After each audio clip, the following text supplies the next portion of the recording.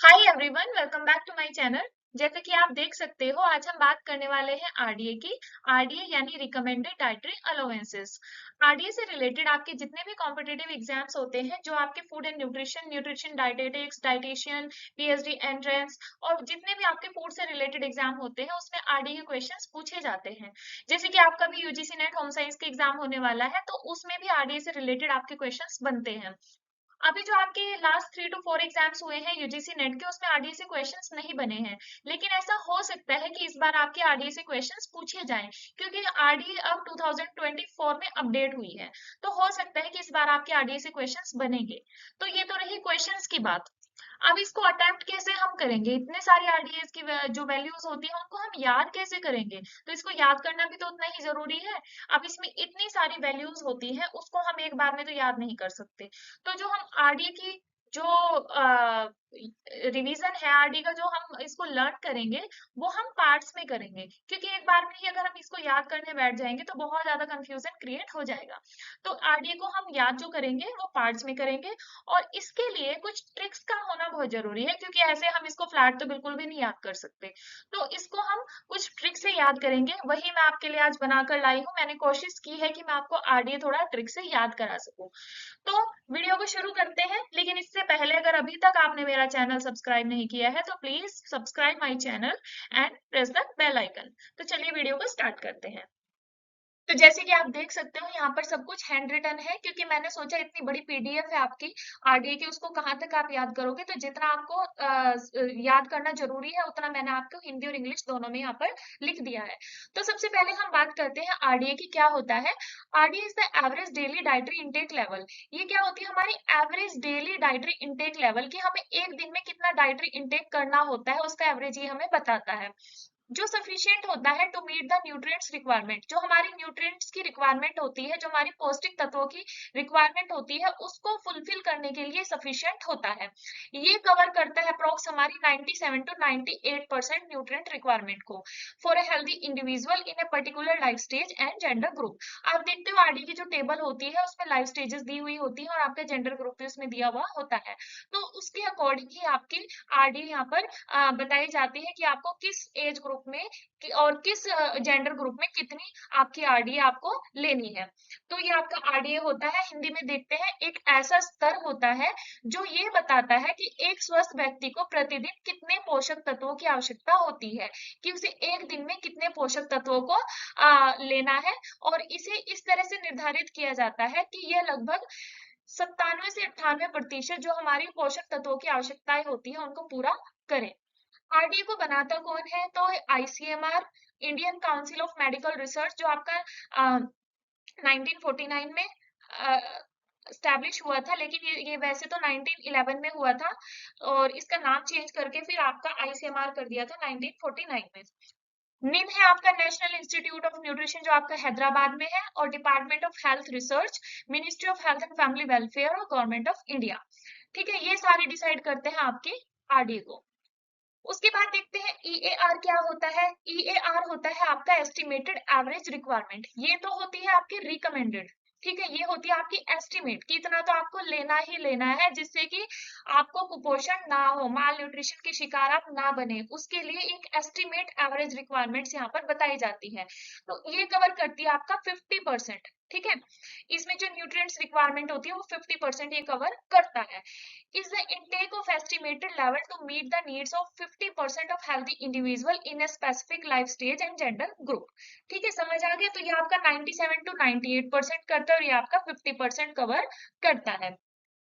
EAR को हिंदी में बोलते हैं अनुमानित औसत आवश्यकता, जो किसी पोषक तत्व या ऊर्जा की औसत आवश्यकता का अनुमान बताती है, कि कोई भी पोषक तत्व है और ऊर्जा है, उसकी आवश्यकता का अनुमान इसमें बताया जाता है, जिसे 50% लोगों को पर्याप्त मात्रा में प्राप्त करने की उम्मीद होती है, जबकि 50% लोगों को इससे अधिक की आवश्यकता होती है। अब इसको हम इजी वे में समझे तो ये एक एस्टिमेशन होता है। ठीक है, जो हमें कहता है कि आपको 50% तो ये आपको अपनी न्यूट्रिएंट्स की रिक्वायरमेंट फुलफिल करनी है। ठीक है, और ये फुलफिल सिर्फ उनकी होती है जो बीपीएल वाले लोग होते हैं, बिलो पावर्टी वाले लोग होते हैं, बिलो पावर्टी लाइन वाले लोग होते हैं। तो आधी आबादी तो उसमें आ गई, तो 50% इनका तो फुलफिल यहाँ से होना चाहिए। क्यों होना चाहिए? जिससे कि इनके अंदर कुपोषण ना हो। ठीक है, तो कुपोषण से बचने के लिए आपका ये एस्टिमेशन दिया हुआ है कि इतना तो आपको अपनी न्यूट्रिएंट्स रिक्वायरमेंट को फुलफिल करना ही करना है। अब आ गई अपर लेवल के जो लोग होते हैं, उनके पास प्रॉपर अपने रिसोर्सेज हैं, अफोर्ड कर सकते हैं हर चीज को, तो उनकी इससे कोई आवश्यकता पूर्ति होने वाली नहीं है। तो 50% आबादी वो हो गई जिनकी इससे कोई आवश्यकता उनकी पूर्ति नहीं होती, तो उनको एक्स्ट्रा चाहिए होता है, तो उनके लिए आपका आरडीए रिकमेंड किया हुआ है कि आपकी 97 टू 98% आपकी जो न्यूट्रिएंट्स की रिक्वायरमेंट होती है वो वहां से फुलफिल हो जाती है। तो एस्टिमेशन क्या होता है? एस्टिमेशन इसलिए होता है कि 50% जो लोग हैं, जो हमारे अफोर्ड नहीं कर सकते ज्यादा चीजों को, तो उनके लिए एस्टिमेशन दिया हुआ है कि इतना तो आपका 50% यहाँ से फुलफिल होना चाहिए, जिससे कि आपके अंदर न्यूट्रिएंट्स की डेफिशिएंसी ना हो। तो दूसरे शब्दों में वह मात्रा जो आधी आबादी के लोगों के लिए प्राप्त होती है लेकिन आधी आबादी के लिए प्राप्त नहीं होती। अब आरडी को जो कैलकुलेट किया जाता है वो ईएआर के अकॉर्डिंग ही किया जाता है। जो एस्टिमेशन एवरेज रिक्वायरमेंट होती है आपकी, इसके बेस पर ही आरडीए को कैलकुलेट किया जाता है, और इसको कैलकुलेट करने के लिए फॉर्मूला होता है RD equals to EAR plus 2 SD यानी स्टैंडर्ड डेविएशन। अब बात करें एआई की। एआई क्या होता है? एडिक्वेट इनटेक होता है और सेफ इनटेक होता है। जब ईएआर और आरडीए को डिटरमाइन नहीं किया जा सकता, तब इसको जो इसकी जो न्यूट्रिएंट्स की रिक्वायरमेंट होती है, न्यूट्रिएंट्स को डिटरमाइन किया जाता है intake of healthy people. AI क्या होता है? वो मात्रा होती है जो एक पोषक तत्व के लिए निर्धारित की जाती है, किसी एक पोषक तत्व के लिए। जैसे कि मान लो किसी कोई एक पर्सन है, उसके अंदर विटामिन डी की डेफिशिएंसी है, तो हम उसको आरडी के अकॉर्डिंग तो नहीं बताएंगे ना, हम उसको इंडिविजुअली उसके पौष्टिक तत्वों की जो रिक्वायरमेंट होती है उसको बताएंगे। ठीक है, तो ये इंडिविजुअली काम करता है जो आपकी एडिक्वेट इनटेक होती है। तो ये आरडी और ईएआर स्थापित इसमें नहीं किया जा सकता। अब बात करते हैं टीयूएल, जिसको यूएनएल भी बोलते हैं, अपर न्यूट्रिएंट्स लेवल या फिर टॉलरेबल अपर इनटेक लेवल। ये क्या होता है? हाईएस्ट डेली न्यूट्रिएंट intake होती है level that is likely pose no risk of adverse health effect. As intake increase about UL, the risk of adverse effect will increase. ये क्या होती है कि जो आपकी न्यूट्रिएंट रिक्वायरमेंट होती है, कहाँ तक आप उसको टॉलरेट कर सकते हो। अगर आप थोड़ा एक्स्ट्रा लेते हो तो आप उसको कितना टॉलरेट कर सकते हो, उतना ही लेवल आपका बताता है। लेकिन अगर ये टॉलरेंस लेवल से ऊपर चला जाता है तो आपको एडवर्स इफेक्ट आपकी हेल्थ पर देखने को मिलते हैं। नेक्स्ट, टीयूएल को हिंदी में देखते हैं। सहनीय ऊपर स्तर, मतलब कितना आप सहन कर सकते हो, ऊपर जो स्तर आपका जा रहा है आप इस स्तर को कितना सहन कर सकते हो। या फिर यूएनएल जो ऊपरी पोषक तत्व स्तर है, जितना आपको जैसे डेली रिक्वायरमेंट में आपको बताया गया है कि इतना आपको पोस्टल जो आपके न्यूट्रिएंट्स है इतने आपको लेने हैं, अगर आप उसे एक्स्ट्रा लेते हो तो आप कितना उसको टॉलरेट कर सकते हो, ये लेवल वो बताता है। लेकिन आप अगर उससे टॉलरेंस जो आपकी रेट है उससे अगर आपका थोड़ा अपर हो जाता है, तो वो आपके लिए एडवर्स इफेक्ट आपकी हेल्थ पर देखने को मिलते हैं, स्वास्थ्य पर प्रतिकूल प्रभाव उसका पड़ता है।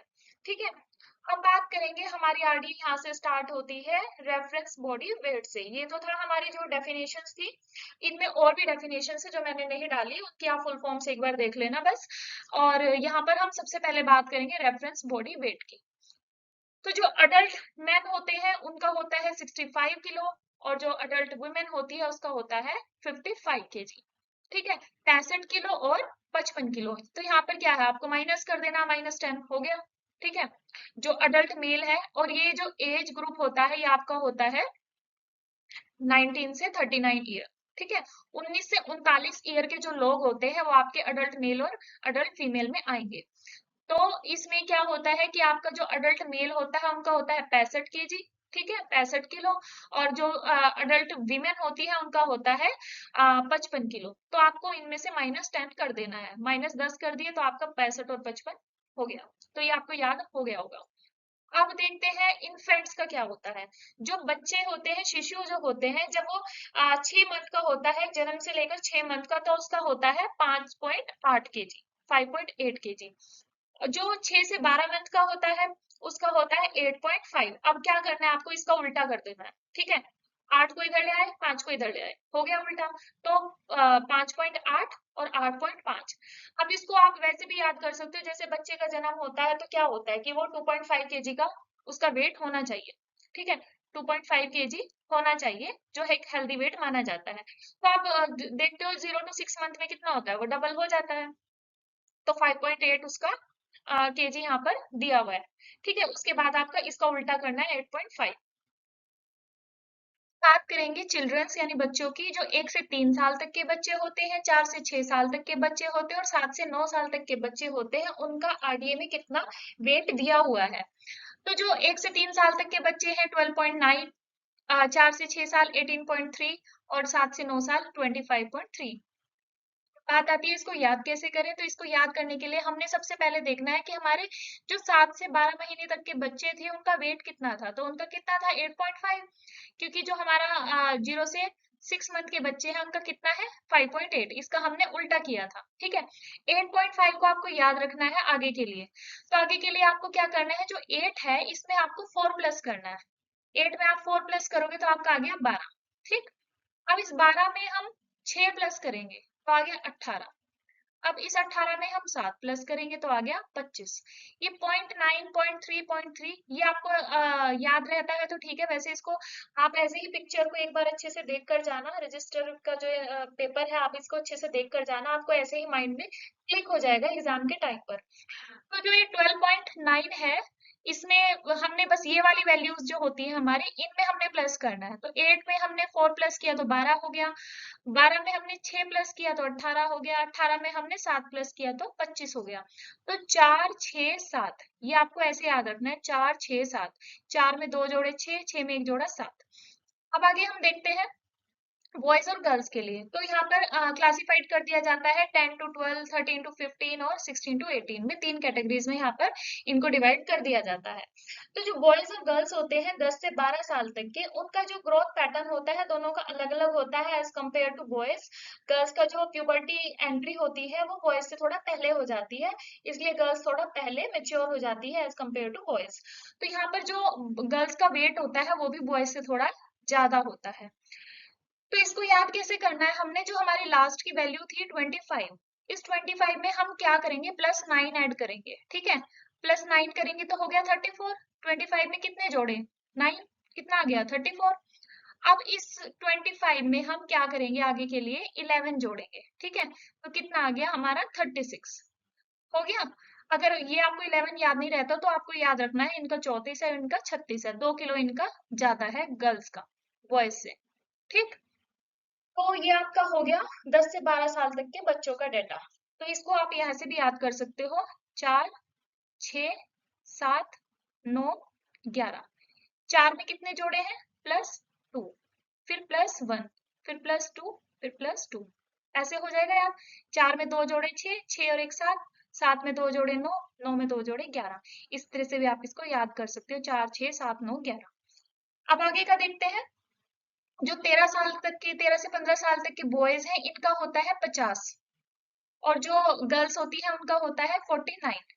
इनका यहाँ पर -1 हो जाता है, यहाँ पर तो गर्ल्स का +2 हो रहा था, यहाँ पर इनका माइनस हो जाएगा 1 हो जाएगा -1, क्योंकि यहाँ पर बॉयज का जो बोन मास होता है वो ज्यादा होता है एज कम्पेयर टू गर्ल्स। तो इसमें हम क्या करेंगे, जो हमारी लास्ट की वैल्यू थी 10 से 12 साल तक की लड़कियों की वो थी 36, 36 में हम क्या जोड़ेंगे 14। हम जो लास्ट की वैल्यूज ही लेकर चल रहे हैं, जो लास्ट की वैल्यूज है उसमें ही हम आगे प्लस कर रहे हैं। तो यहाँ पर हमने 36 जो थी उसमें हमने क्या जोड़ा है 14, 14 में प्लस करेंगे 36 को तो क्या आ जाएगा हमारा 50, तो आप यहाँ पर 14 लिख सकते हो +3, ठीक है। अब हमने इसको यहाँ पर कर देना है एक माइनस, क्योंकि गर्ल्स का क्या है बॉयज से 1 किलो कम होगा यहाँ पर, ठीक है। तो 49, तो यहाँ पर अब इसको 50 में से माइनस करोगे 1 तो आ जाएगा आपका 49। अब यहाँ पर देखते हैं बॉयज और गर्ल्स जो 16 से 18 साल तक के हैं। अब इनको आपको, ये तो हमारा यहाँ तक कंप्लीट हो गया, ठीक है। 4 6 7 9 11 14 ये आपको याद रहेगा, +2 +1 फिर +2 फिर +3, ये आपको ऐसे याद रखना है। एक बार आप 2 3 बार भी अगर आप इसको पढ़ोगे ना आपको इजिली याद हो जाएगा। अब हम यहाँ पर जो 16 से 18 साल तक के बच्चे होते हैं इनका हम देखेंगे अडल्ट मैन और अडल्ट वीमेन के अकॉर्डिंग। ये तो हमारा 65 और 55 था, हम इसके अकॉर्डिंग ही करेंगे। तो यहाँ पर हमने जो अडल्ट मैन का जो वेट होता है और जो वो होता है हमारा 65, और जो हमारे जो 16 से 18 साल तक के जो बच्चे होते हैं, जो अडोलिसेंट की जो उनके लास्ट पीरियड होता है उसमें उनका जो मतलब वेट होता है जो अडल्ट मैन के वेट से 0.6 कम होता है बस, ठीक है। यहाँ पर 65 था तो यहाँ पर 64.4 हो जाएगा, 64.4 हो जाएगा। लेकिन जो विमेन होती है उनके वेट से, जो अडोलिसेंट गर्ल होती है उनका वेट थोड़ा ज्यादा हो जाता है, तो होता है हमारा 0.7 बढ़ जाता है। तो इसको आप ऐसे याद करना, ये जो अडल्ट मैन का 65 है, तो बॉयज का कितना होगा 64.4, और जो अडल्ट विमेन है उनका 55 है, तो कितना हो जाएगा 55.7। इसका थोड़ा ज्यादा हो जाएगा, इसका थोड़ा कम हो जाएगा। यहाँ पर हो जाएगा 0.6 माइनस, और यहाँ पर हो जाएगा 0.6 प्लस, 6 और 7, 6 और 7, ऐसे करके आप इसको याद रखना। हो गया? तो आगे देखते हैं। अब हम बात करेंगे एनर्जी रिक्वायरमेंट की। जो एनर्जी रिक्वायरमेंट होती है, टोटल एनर्जी रिक्वायरमेंट्स और टोटल एनर्जी एक्सपेंडिचर, हमें कितनी एनर्जी की रिक्वायरमेंट होती है और कितना हम एनर्जी एक्सपेंडिचर करते हैं, इसको हम कैलकुलेट करते हैं बेसल मेटाबॉलिक रेट और हमारी जो फिजिकल एक्टिविटी लेवल है उसके अकॉर्डिंग। तो ये प्रोडक्ट होता है बीएमआर का और फिजिकल एक्टिविटी लेवल का। अगर हमने अपनी एनर्जी रिक्वायरमेंट को कैलकुलेट करना है कि हमें कितनी एनर्जी की रिक्वायरमेंट होगी, तो हम बीएमआर और इनटू पाल करते हैं। बीएमआर में हम बेसल मेटाबॉलिक रेट में हम मल्टीप्लाई करते हैं अपने फिजिकल एक्टिविटी लेवल को। तो इसकी भी एक पूरी टेबल है आपकी आरडी की टेबल में दी हुई है, किस तरह से आप इसको कैलकुलेट करते हो।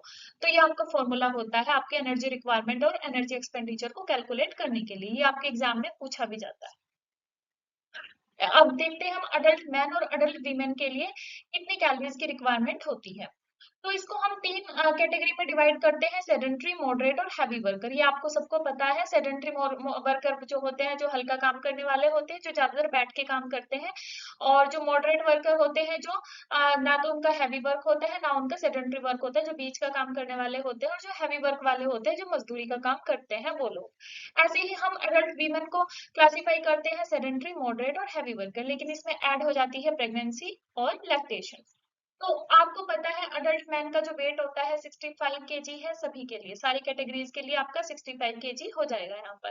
अब हमने इसकी एनर्जी रिक्वायरमेंट्स जो होती है उसको कैसे कैलकुलेट करना है, तो हम बात करेंगे यहाँ पर 2000 कैलोरीज को लेकर, जिससे आपको याद रहे इसलिए मैंने लिखा है 2000 कैलोरीज, जो हमारी किसी भी डाइट प्लान के लिए जरूरी होती है। 2000 कैलोरीज होनी चाहिए एक दिन के लिए, तो उसके अकॉर्डिंग हम इसको याद करेंगे। तो जो हमारी 2000 कैलोरीज हमने लेकर चले हैं यहाँ पर, इसमें हमने करने हैं 110 को प्लस।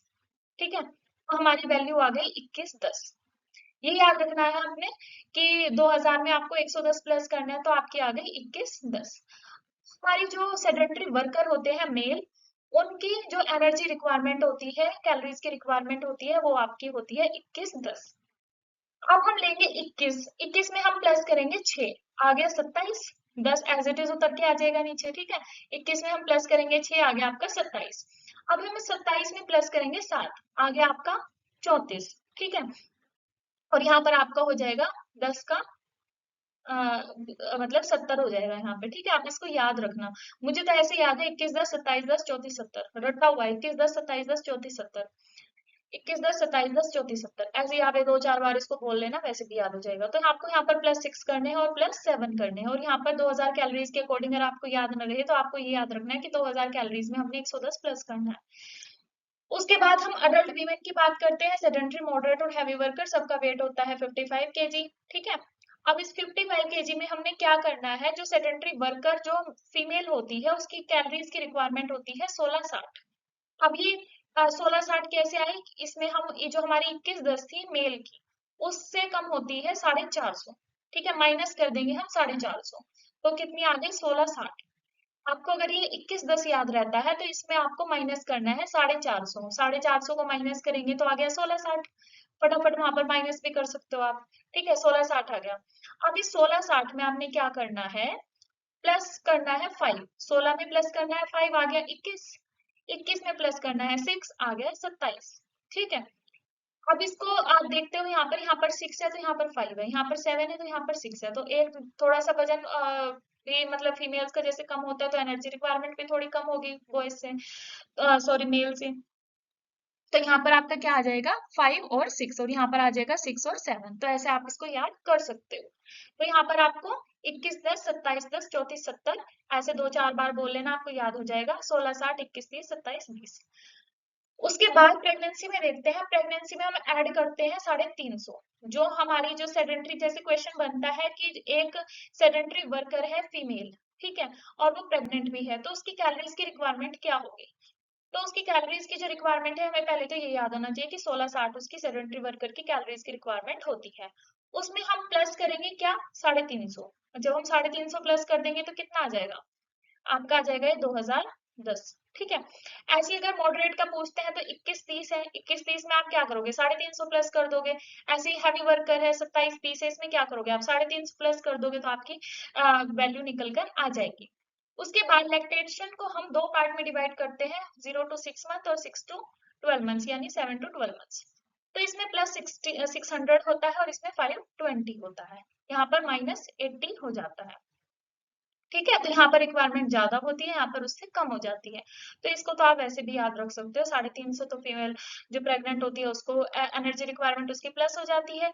लैक्टेशन में ज्यादा एनर्जी की रिक्वायरमेंट होती है तो 600 हो जाती है और फिर 520 हो जाती है। करेंगे इन्फेंट्स के लिए, जो इन्फेंट्स की कैलोरीज की रिक्वायरमेंट होती है according to 0 to 6 month and 7 to 12 months, इसको हम कैसे याद करेंगे। देखो, 0 to 6 मंथ के बच्चे का वेट कितना होता है, 5.8। ठीक है। अच्छा ये बताओ, जब हमें 8 लाना है तो 5 में क्या जोड़ते हैं कि 8 आएगा, क्या जोड़ेंगे, 3 जोड़ेंगे। हो गया सिंपल, 5 और 3 को उठा के यहाँ पे रख दो, 530 लगा, 0 लगा दो इसके आगे, तो हो गया आपके 530। ठीक है, 5.8 में 8, ये थोड़ा रीजनिंग का हो जाएगा आपका, 5 + 3 करोगे तो 8 आता है आपका, तो इस 5 3 को ही आपको यहाँ पर ऐसे टूस उठा के रख देना है। अब देखो आपका 530 है, अब इसमें आपको क्या क्या जोड़ना है, 130, आगे आपका 660 है ना। 530 से ही आप याद रख लेना ना, 130 और जोड़ना है इसमें, तो आपका आ गया 660। तो ये हो गया आपका इन्फेंट्स का। अब हम बात करेंगे बच्चों की, 1 से 3 साल तक के बच्चे, 4 से 6 साल तक के बच्चे और 7 से 9 साल तक के बच्चे। तो जो इनकी कैलोरीज की रिक्वायरमेंट होती है, जैसे कि हमने अडल्ट मेल की कितनी ली थी, 2000। 2000 में हमने कितने प्लस किए थे, 110, कितने हो गए थे, 2110। अब हम क्या करेंगे, इसका हाफ लेंगे, कितना लेंगे, 1000। 1000 में हम फिर से जोड़ देंगे 110, कितनी हो गई, 1110, है ना सिंपल। तो आपकी आ गई 1110। अब हम इसको आगे के लिए हम क्या करेंगे, 1111 में हम प्लस करेंगे 2, कितना हो गया, 13। 13 में प्लस करेंगे हम 4, कितना हो गया, 17। तो +2 और +4, ये वाली भाई आपको याद रखनी पड़ेगी। 1110 है तो इसमें आप 50 और जोड़ दो तो 60 हो जाएगा, इसमें आपको कुछ नहीं जोड़ना है, एज इट इज 1700 रखना है। ठीक है, तो ये आपकी हो गई बच्चों के लिए कैलोरीज की रिक्वायरमेंट, 1000 लेनी है बच्चों के लिए और यहाँ पर आपको 2000 लेनी है। उसमें फिर आपको 110 प्लस करना है, इसमें भी आपको 110 प्लस करना है फॉर अडल्ट। अब यहाँ पर बात करेंगे बॉयज और गर्ल्स अडोलिसेंट्स, किशोर जो होते हैं, जो 10 से 12 साल तक के बच्चे होते हैं बॉयज, उनकी जो कैलोरीज की रिक्वायरमेंट होती है वो होती है आपके 22-20। अब इस 22-20 को हमने, आपको शुरुआती याद होना चाहिए, आगे का आपको अपने आप याद आता चला जाएगा। शुरुआती में क्या है आपका, देखो इनकी कैलोरीज की रिक्वायरमेंट भी होती है 2000, क्योंकि इनका जो ये पीरियड होता है ग्रोइंग पीरियड होता है, एक्टिविटीज करता है बच्चा, प्लेइंग एक्टिविटीज करता है, ग्रोथ स्पर्ट होता है, ठीक है, प्यूबर्टी एज होती है इनकी, तो बच्चों को एनर्जी की रिक्वायरमेंट भी ज्यादा होती है।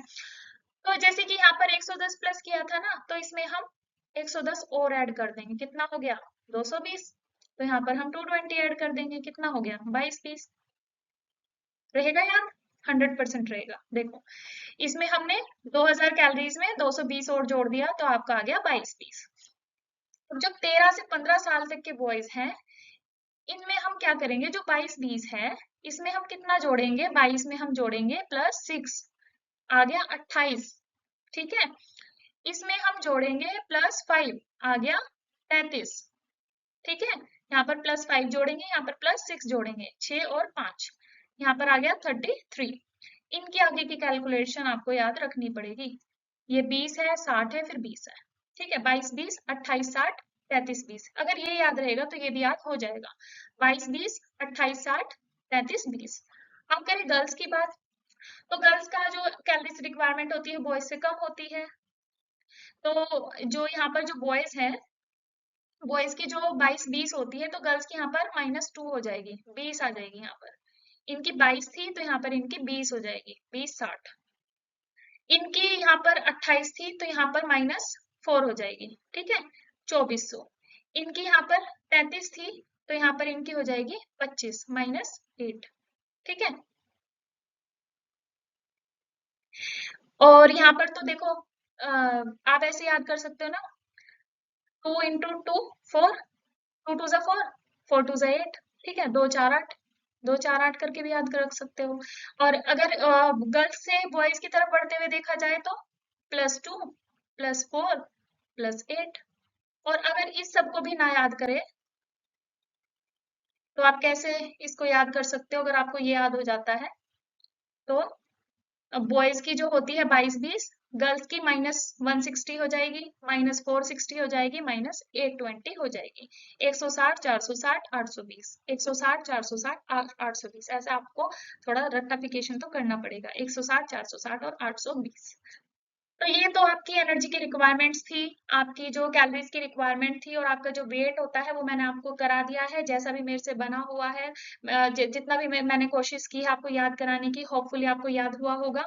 आगे की जो आरडीए की रिक्वायरमेंट्स होती हैं वो हम नेक्स्ट पार्ट में करेंगे। अभी आप इसको लर्न कर लीजिए, अगर आपको याद हो जाता है तो प्लीज कमेंट में जरूर बताना। और आपको वीडियो कैसी लगी, और आपको और किसी सब्जेक्ट से रिलेटेड कोई नोट्स चाहिए तो प्लीज आप मेरे टेलीग्राम ग्रुप को ज्वाइन कर लेना। Thank you.